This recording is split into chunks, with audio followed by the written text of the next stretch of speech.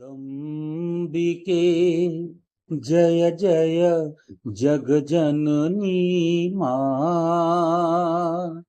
जगदम्बिके जय जय जगजननी मां। जय मां जय मां जय मां जय मां। मैं जो पाऊं तुझसे पाऊं, जो देवे उसमें हर्षाऊं। कुछ रहे न मेरा अपनापन, मैंने सर्वस्व चढ़ाया है। जगदम्बिके जय जय जगजननी मां। श्री राम तू ही, श्री कृष्ण तू ही, दुर्गा काली श्री राधा तू। हे मां हे मां। ब्रह्मा विष्णु शिव शंकर में तेरा ही तेज समाया है। तेरा ही तेज समाया है। वारूं सब कुछ मां चरणों पर, मेरे मन को ये भाया है। जगदम्बिके जय जय जगजननी मां। जगदम्बिके जय जय जगजननी मां। ओम नमः शिवाय। भक्तवत्सला मां पार्वती की जय। भगवान शिव शंभू की जय। बोल शंकर भगवान की जय। आज हमारा 18वां अध्याय चल रहा है रुद्र संहिता में, शिव महापुराण में। तो आज रुद्र संहिता में 18वें अध्याय में रुद्र की नेत्राग्नि से काम का भस्म हो जाना, रति का विलाप करना, देवताओं की प्रार्थना से शिव को काम को द्वापर में प्रद्युम्न रूप से नूतन शरीर की प्राप्ति के लिए वर देना और रति का शंबर नगर में जाना। ब्रह्मा जी उवाच, ब्रह्मा जी कहते हैं, मुने काम अपने साथी वसंत आदि को लेकर वहां पहुंचा। उसने भगवान शिव पर अपने बाण चलाए। तब शंकर जी के मन में पार्वती के प्रति आकर्षण होने लगा और उनका धैर्य छूटने लगा। अपने धैर्य का ह्रास होता देख महायोगी महेश्वर अत्यंत विस्मित हो मन ही मन इस प्रकार चिंतन करने लगे। शिव बोले, मैं तो उत्तम तपस्या कर रहा था, उसमें विघ्न कैसे आ गया? किस कुकर्मी ने यह मेरा चित्त में विकार पैदा कर दिया? इस तरह सा विचार करके सत्पुरुषों के आश्रयदाता महायोगी परमेश्वर सदाशिव शंका युक्त हो संपूर्ण दिशाओं की ओर देखने लगे। उसी समय वाम भाग में बाण खींचे खड़े हुए काम पर उनकी दृष्टि पड़ी। वह मूढ़ चित्त मदन अपनी शक्ति के घमंड में आकर पुनः अपना बाण छोड़ना ही चाहता था। नारद, इस अवस्था में काम पर दृष्टि पड़ते ही परमात्मा गिरीश को तत्काल रोष चढ़ाया। मुने उधर आकाश में बाण सहित धनुष लिए खड़े हुए काम ने भगवान शंकर पर अपना अमोघ अस्त्र छोड़ दिया, जिसका निवारण करना बहुत कठिन था, परंतु परमात्मा शिव पर वह अमोघ अस्त्र भी मोघ हो गया, व्यर्थ ही गया। कुपित हुए परमेश्वर के पास जाते ही शांत हो गया। भगवान शिव पर अपने अस्त्र के व्यर्थ हो जाने पर मनमथ काम को बड़ा भय हुआ। भगवान मृत्युंजय को सामने देखकर वह कांप उठा और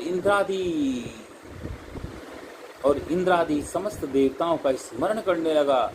मुनि श्रेष्ठ अपना प्रयास निष्फल हो जाने पर काम भय से व्याकुल हो उठा। मुनीश्वर कामदेव के स्मरण करने पर वे इंद्र आदि सब देवता वहां आ पहुंचे और शंभु को प्रणाम करके उनकी स्तुति करने लगे। देवता स्तुति कर ही रहे थे कि कुपित हुए भगवान हर के ललाट के मध्य भाग में स्थित तृतीय नेत्र से बड़ी भारी आग तत्काल प्रकट होकर निकली। उसकी ज्वालाएं ऊपर की ओर उठ रही थी। वह आग से जो उठ रही थी वह आग धू कर जलने लगी। उसकी प्रभा प्रलय अग्नि के समान जान पड़ती थी।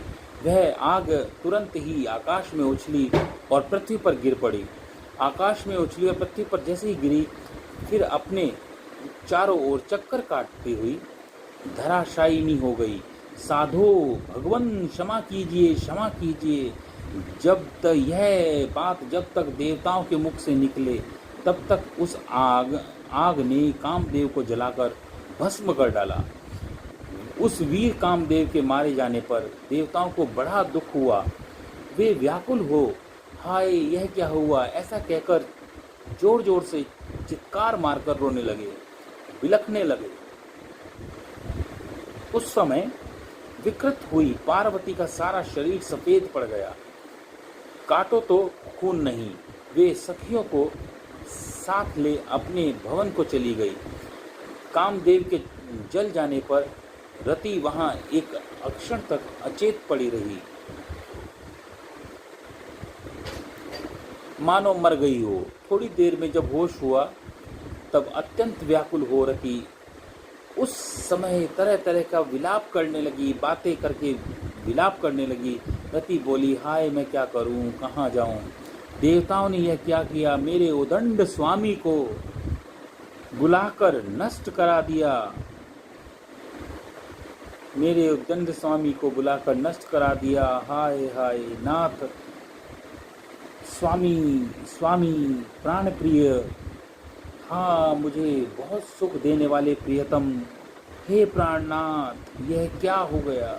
ऐसा विलाप करने लगी, विलाप कर रोने लगी। ब्रह्मा जी कहते हैं, नारद इस प्रकार रोती बिलखती और अनेक प्रकार की बातें करती हुई रति हाथ पैर पटकने और सिर के बालों को नोचने लगी।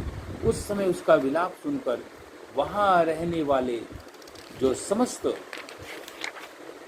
वनवासी थे, जीव तथा वृक्ष आदि स्थावर प्राणी, वो सभी दुखी हो गए। इसी बीच इंद्र आदि संपूर्ण देवता महादेव जी का स्मरण करते हुए रति को आश्वासन दे इस प्रकार बोले। देवताओं ने कहा, तुम काम के शरीर का थोड़ा सा भस्म लेकर उसे यत्न पूर्वक रखो और भय छोड़ो।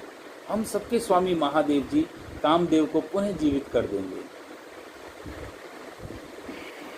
और तुम फिर अपने प्रियतम को प्राप्त कर लोगी। किसी को न तो सुख देने वाला है, कोई किसी को न तो सुख देने वाला है, न किसी को कोई दुख देने वाला है। सब लोग अपनी अपनी करनी का फल भोगते हैं। तुम देवता को दोष देकर व्यर्थ ही विलाप करती हो, शोक करती हो। इस तरीके से कामदेव बोलने लगे। इस प्रकार रति को आश्वासन दे सब देवता भगवान शिव के पास गए और उन्हें भक्ति भाव से प्रसन्न करके यूं बोले। देवताओं ने कहा, भगवान शरणागत वत्सल महेश्वर, आप कृपा करके हमारे इस शुभ को वचन को सुनिए। शंकर, आप कामदेव की करतूत पर भली भांति प्रसन्नता पूर्वक विचार कीजिए। महेश्वर, काम ने जो यह कार्य किया है इसमें उसका कोई स्वार्थ नहीं था। दुष्ट तारकासुर से पीड़ित जो हम देवी देवता हैं ने मिलकर यह काम कराया। नाथ शंकर, इसे आप अन्यथा न समझें। सब कुछ देने वाले देव गिरीश, सती साध्वी रति अकेले अति दुखी होकर विलाप कर रही है। आप उसे सांत्वना प्रदान करें। हे शिव शंभु, यदि इस क्रोध के द्वारा आपने कामदेव को मार डाला तो यही समझेंगे कि आप देवताओं सहित समस्त प्राणियों का अभी संहार कर डालना चाहते हैं। रति का दुख देखकर देवता नष्ट प्राय हो रहे हैं। इसलिए आपको रति का शोक दूर कर देना चाहिए प्रभु। ब्रह्मा जी कहते हैं, नारद, संपूर्ण देवता का यह वचन सुनकर भगवान शिव प्रसन्न हो गए और उन्होंने इस प्रकार बोले। शिव ने कहा, देवताओं और ऋषियों, तुम सब आदर पूर्वक मेरी बात सुनो।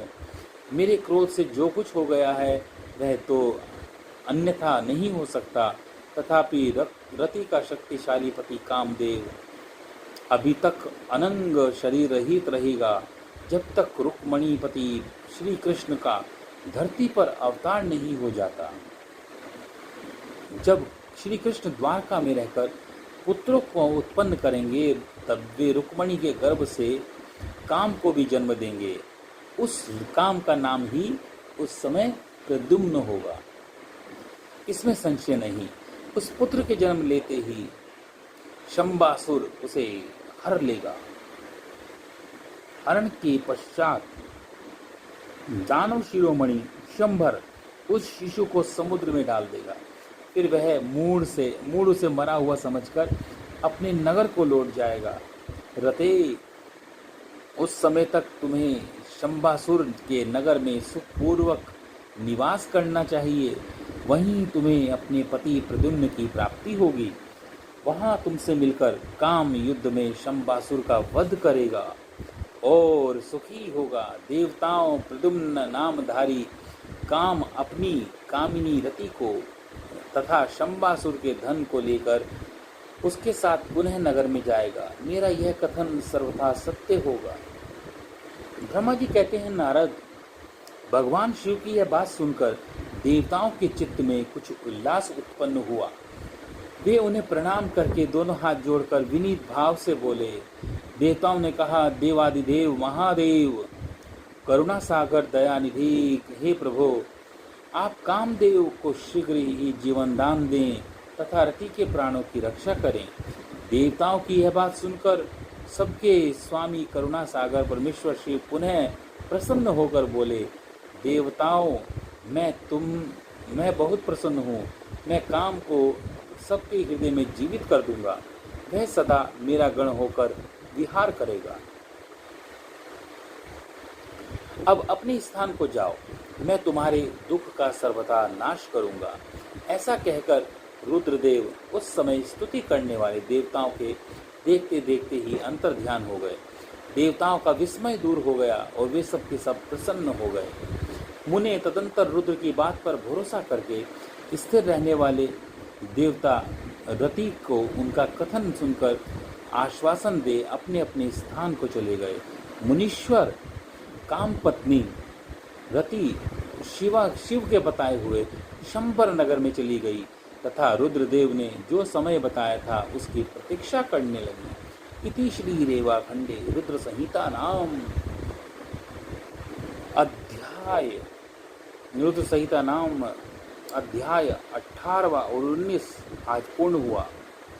कल हम 20वां अध्याय करेंगे।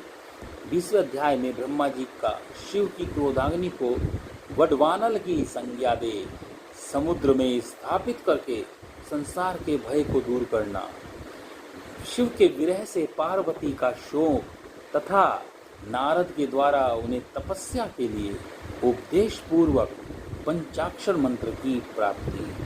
बोल शंकर भगवान की जय, तीनों के नाथ की